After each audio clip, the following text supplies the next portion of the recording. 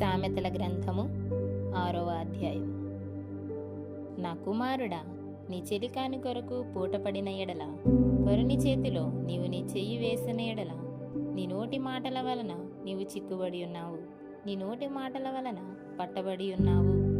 నా కుమారుడా, నీ చెలికాని చేత చిక్కుబడితివి. నీవు త్వరపడి వెళ్ళి విడిచిపెట్టుమని నీ చెలికానిని బలవంతము చేయుము. ఈలాగు చేసి తప్పించుకొనుము. నీ కనులకు నిద్ర అయినను, నీ కనురెప్పలకు కునుకుపాటైనను రానీయకుము.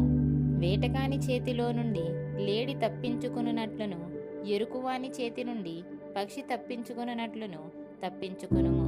సోమరి చీమల యొద్దకు వెళ్ళుము, వాటి నడతలు కనిపెట్టి జ్ఞానము తెచ్చుకొనుము.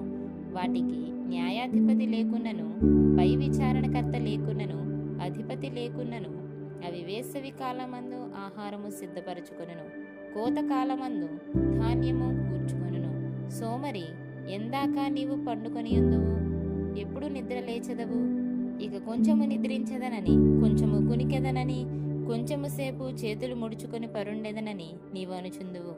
అందుచేత దోపిడిగాడు వచ్చునట్లు దారిద్రము నీ యొద్దకు వచ్చును, ఆయుధదారుడు వచ్చునట్లు లేమి నీ యొద్దకు వచ్చును. కుటీలమైన మాటలు పలుకువాడు పనికిమాలిన వాడును దుష్టుడునై ఉన్నాడు. వాడు కన్ను గీటుచు కళ్ళతో సైగ చేయును, వ్రేళ్లతో గురుతులు చూపును. వాని హృదయము అతి మూర్ఖ స్వభావము గలది. వాడెల్లప్పుడూ కీడు కల్పించుచు జగడములు పుట్టించును. కాబట్టి ఆపద వాని మీదికి హఠాత్తుగా వచ్చును. వాడు తిరుగలేకుండా ఆ క్షణమందే నలుగుగొట్టబడును. యెహోవాకు అసహ్యములైనవి 6 గలవు, 7 ఆయనకు హేయములు. అవేవనగా అహంకార దృష్టియు, కళ్ళలాడు నాలుకయు, నిరపరాధులను చంపు చేతులను, దుర్యోచనలు యోచించు హృదయమును, కీడు చేయుటకు త్వరపడి పరుగులెత్తు పాదములను, లేని వాటిని పలుకు అబద్ధ సాక్షియు, అన్నదమ్ములలో జగడములు పుట్టించువాడును. నా కుమారుడా, నీ తండ్రి ఆజ్ఞను గైకొనుము, నీ తల్లి ఉపదేశమును త్రోసివేయకుము.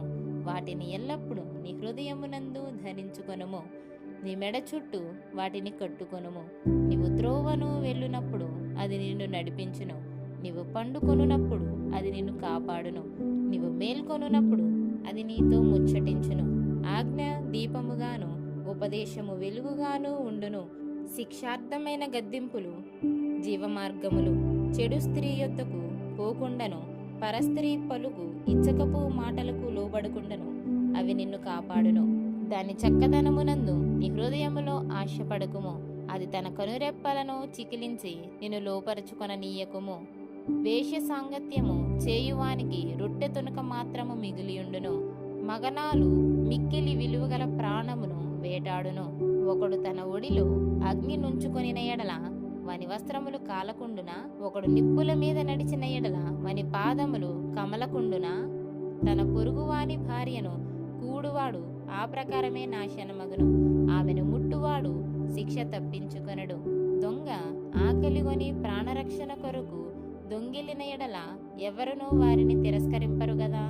వాడు దొరికిన ఎడల 7 అంతలు చెల్లింపవలెను, తన ఇంటి ఆస్తి అంతయు అప్పగింపవలెను.